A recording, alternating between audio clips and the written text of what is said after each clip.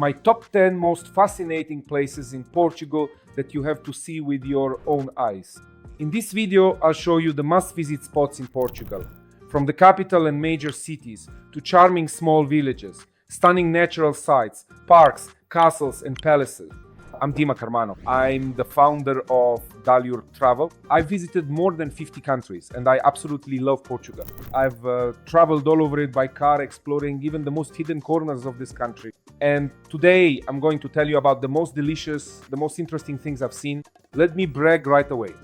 I've put together an amazing, perfect itinerary for traveling around Portugal. It's a ready-made itinerary, but I'll talk about that later. The first stop is, of course, Lisbon.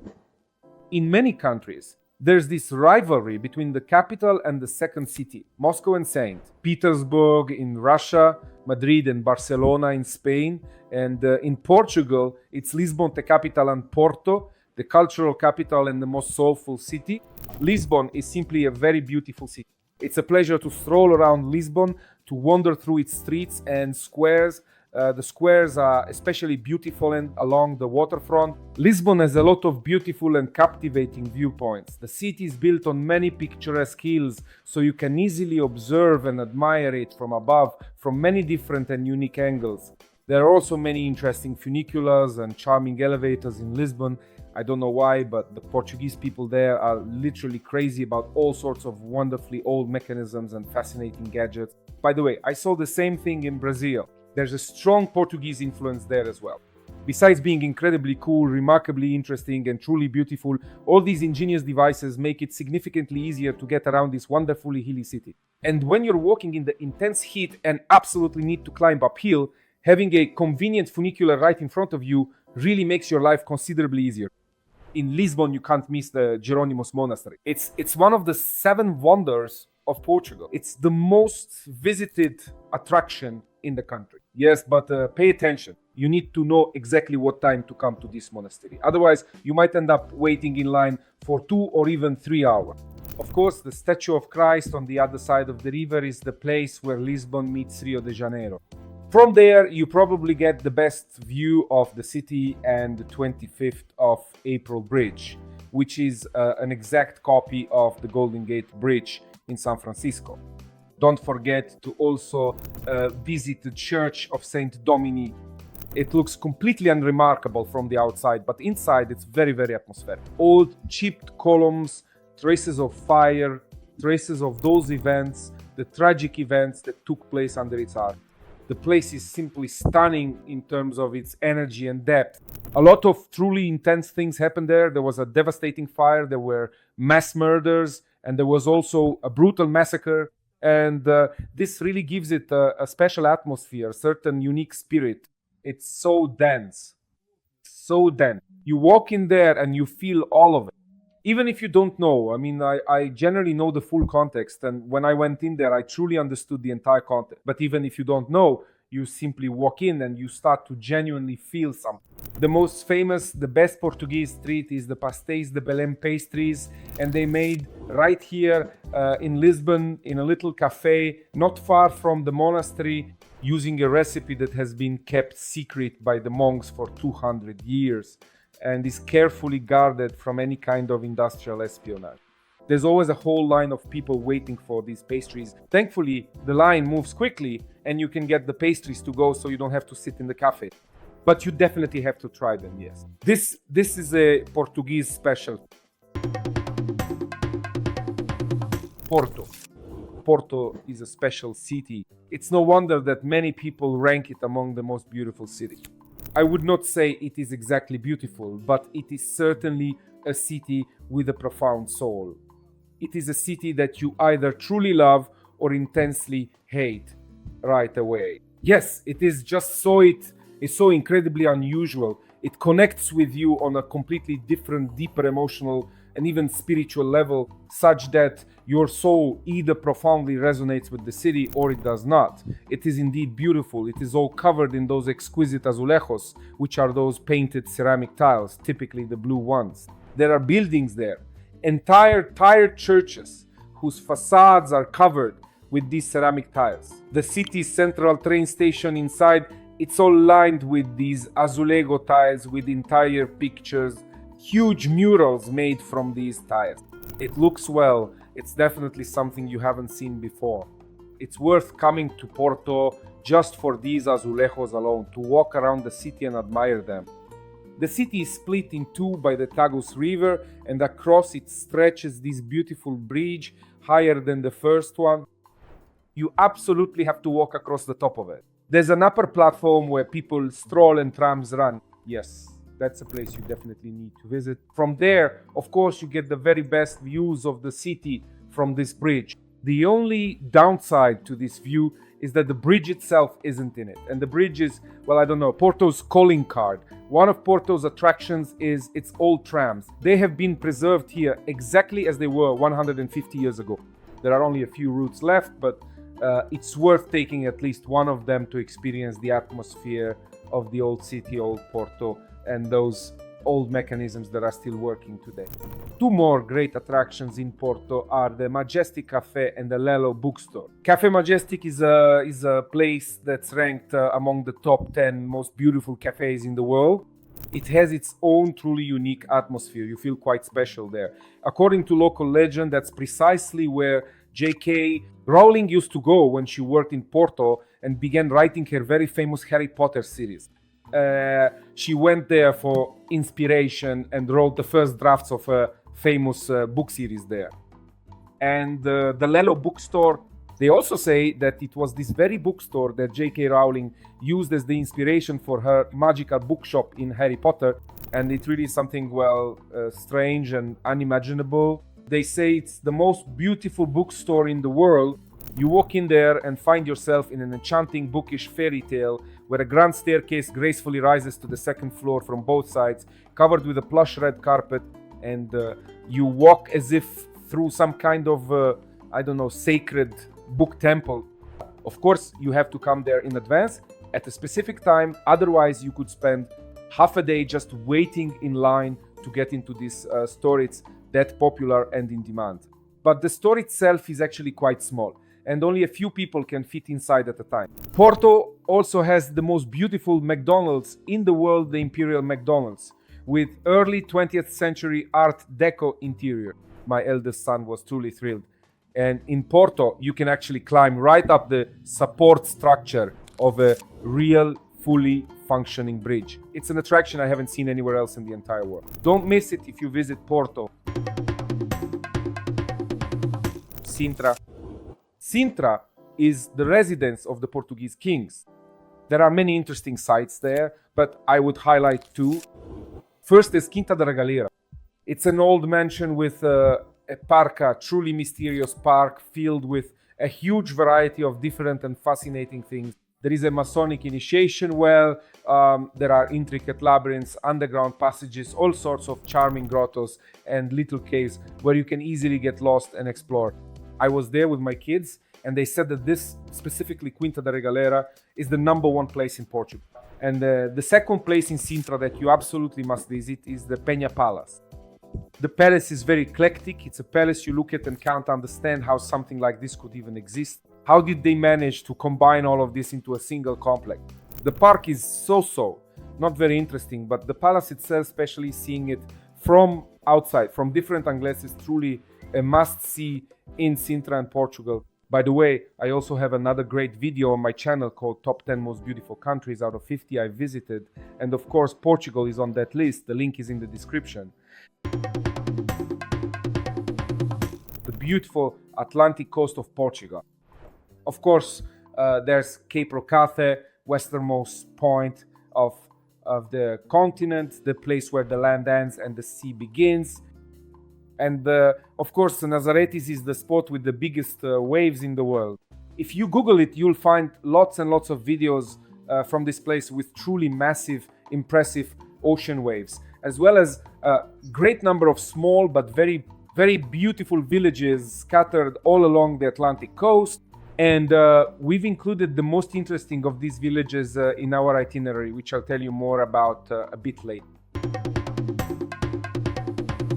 The small, beautiful town of Obidos, very Portuguese, very atmospheric. Of course, there are fortress walls Of course, there are white houses. Of course, there are flowers and trees growing everywhere.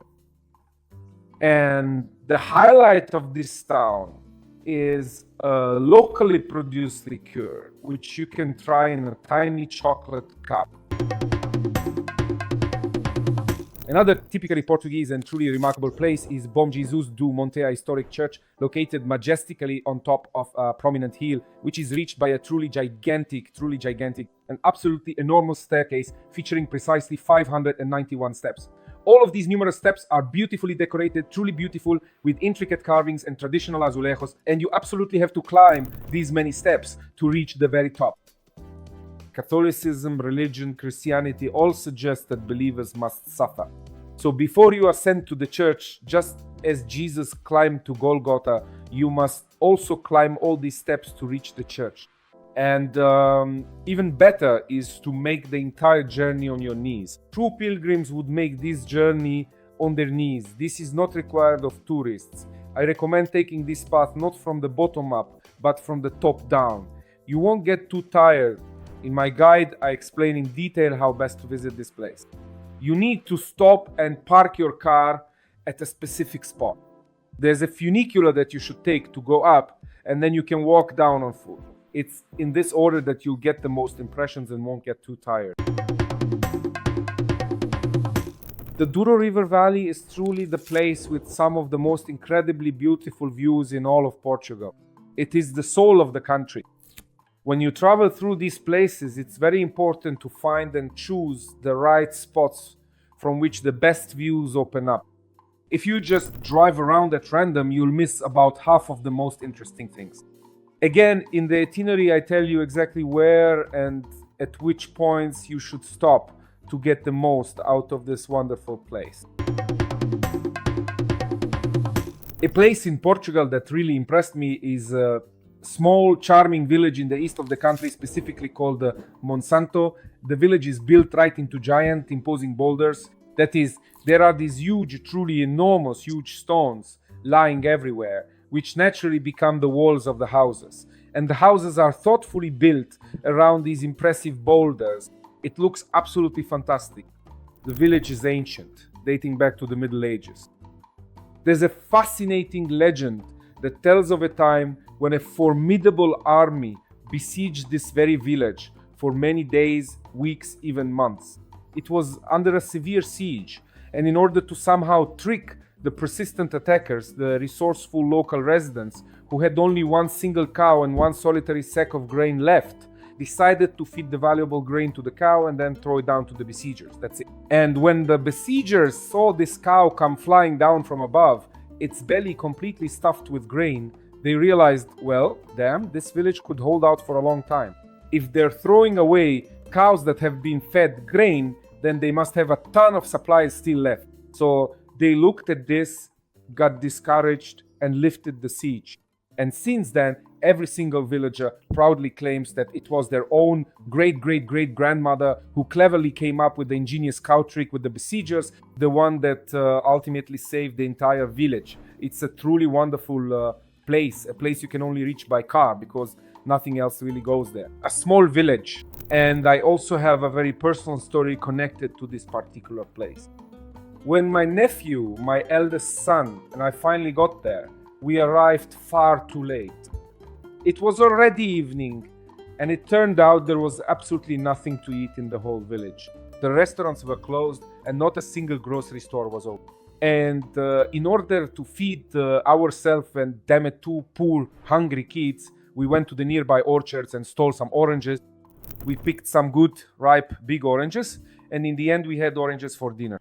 If any of the local residents are watching, I apologize for the oranges. We are ready to offer you compensation. The eastern castle of Portugal. There are several of them, but I'll highlight three that impressed me the most. They are Marvao, Sortelha, and Monsaraz. These are real castles, not decorative ones. They are austere, they are majestic. They were built along the eastern border with Spain to withstand the constant threat that came from there, from the east. And inside each of these castles there is a little village houses. So it's a large fortress that could sustain itself and was originally built to withstand a long, drawn-out siege. It's really fascinating to explore them, to climb along those walls. It's so interesting to look out over the surroundings from there and imagine that at any moment a giant army might appear on the horizon, ready to invade us. Yes, especially if you're with children, there's so much space for imagination and for games. The Algarve is the southernmost part of Portugal. This is also the Atlantic, but it's completely different compared to the Atlantic on the west coast of the country. Here, the sea is wonderfully gentle, the sun is delightfully warm, there are plenty of beautiful beaches, and the towering cliffs are truly stunning and quite unusual. These magnificent cliffs often form impressive arches, sometimes with multiple graceful spans. There are also hidden caves here that you can only reach from the water, making for a unique exploration. You have to take a boat or something else to get inside. There are many wonderful hiking trails thoughtfully laid out along the beautiful Algarve coast, and it's truly great to walk and explore them. You can easily spend entire days hiking and discovering new vistas, and in my comprehensive guide, I thoroughly talk about which specific hiking trails are the very best, the most incredibly cool, and which ones I personally recommend for leisurely walks and for practical use and enjoyment. And now, 3 bonuses from me. These are not the most famous not touristy places in Portugal. First, the lost Berlenga's islands with an ancient fort and a monastery. Islands where absolutely no one lives now, which you can only reach by boat, with truly amazing and towering cliffs, an incredibly serene and captivating atmosphere, very beautiful and vibrant wildflowers, where you can comfortably spend the entire day, come with a delightful picnic, and just deeply soak in this profound feeling of being wonderfully lost in nature. The second, equally enchanting place is the mysterious Holy Lake. When you look at it in photos, it seems like it's Photoshop. A lake in the middle of which a funnel suddenly forms a hole where the water drains away. But in reality, this place actually exists. It's located in Portugal. It's not that easy to get there. It's in a mountain range in the center of the country. You have to drive and then walk for quite a while. And third, a lesser known place is the Anchor Cemetery on Tavira Island. It's a small island in the south of Portugal in the Algarve region. There used to be a fishing village there, and the fishing industry once thrived. But over time, the abundant fish shoals gradually disappeared, the once thriving village slowly declined, and all those numerous boats were left on the shore to rot and decay.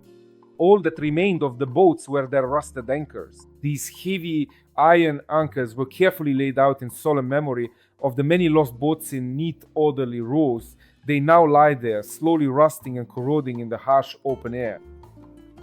It also looks absolutely fantastic. It looks very mysterious and quite unusual indeed. It's a very Instagrammable, photogenic place. And that feeling of touching something out of the ordinary is present there as well. And it's easily accessible if you're passing by. Be sure to stop there.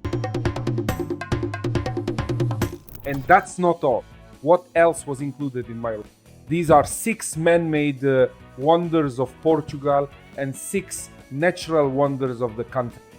There's an awesome, beautiful, long underground cave. There's an ancient necropolis with burials from time immemorial. There's a church whose entire interior is decorated with human bones.